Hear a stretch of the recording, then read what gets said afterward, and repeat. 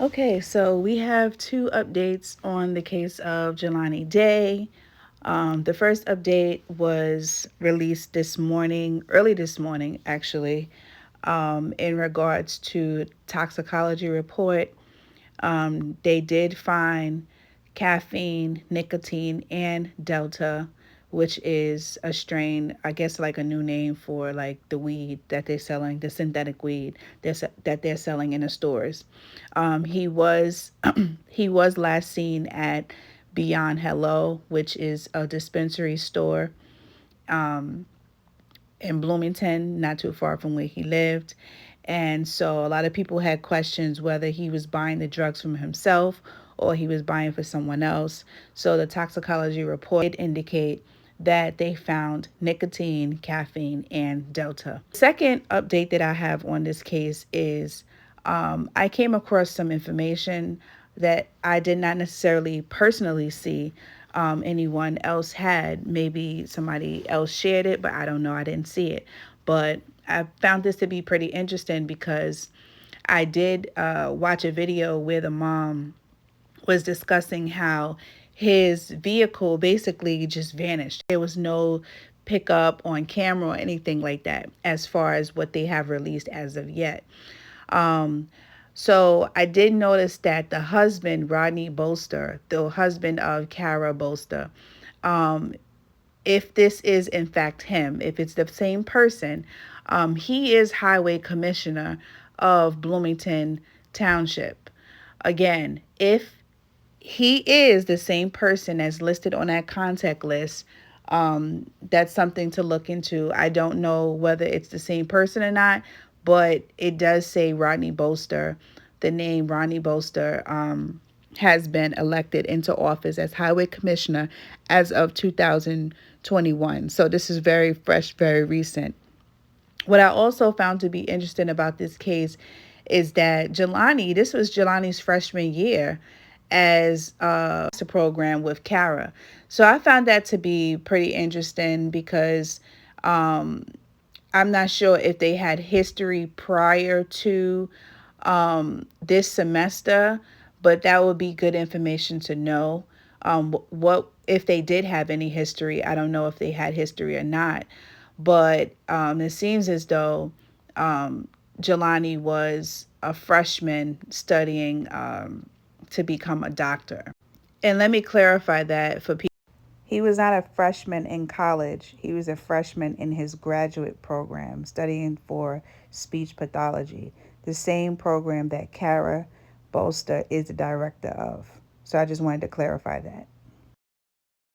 I find it to be interesting how they debunk her career position, stating that she's a teacher, she's a professor, she's a staff member of the school, but they never mention that she's actually a director of the program.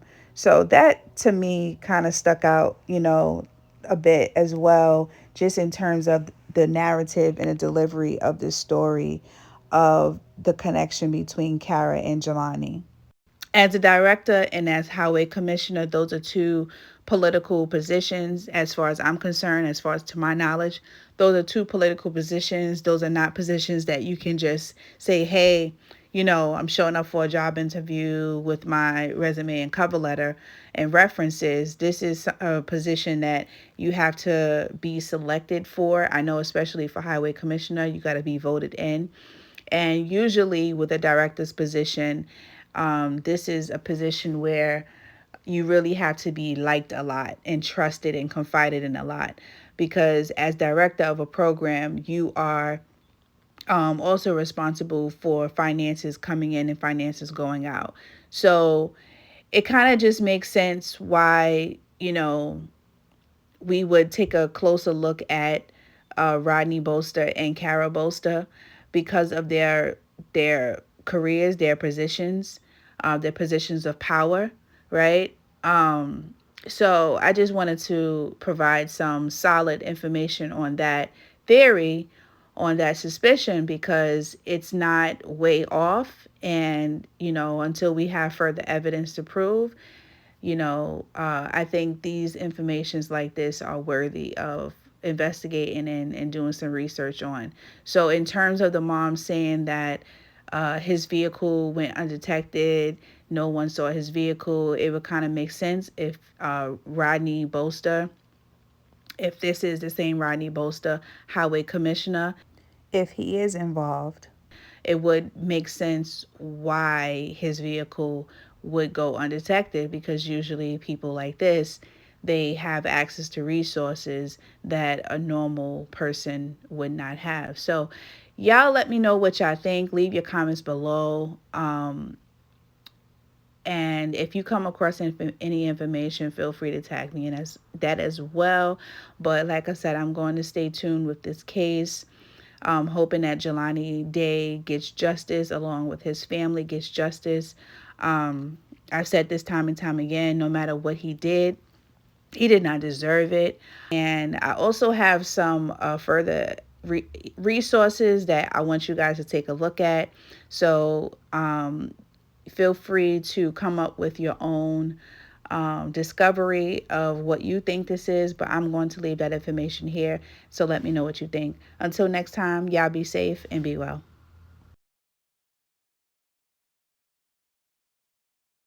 That we're even having a conversation about something that was prevalent in the 1920s taking place 100 years later.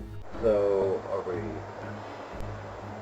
just gonna snatch him up right there and take him to the river, or how we gonna work this? I'm gonna let you decide how you want to do it. Do you have a you already have a weapon for this? I think the situation will dictate that when we get on the ground and look around. 3 Klansmen take a drive to Williams' home in Palatka, Florida to scope out the area. They also discuss killing Williams on the spot with an injection if they see him. Sarge, I brought some insulin. Me and Brother Joe was talking. If we can just kind of grab his ass up. When are we going to grab him now? Well, I got you here. This is a question just between you and me. A bullet to that guy in the chest. Satisfactory? Sounds good. Alright. I love it. Alright.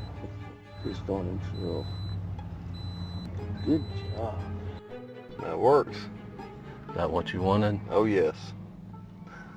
Are you happy with that, brother? Yes sir. Very much so. Okay. Thank you, brother.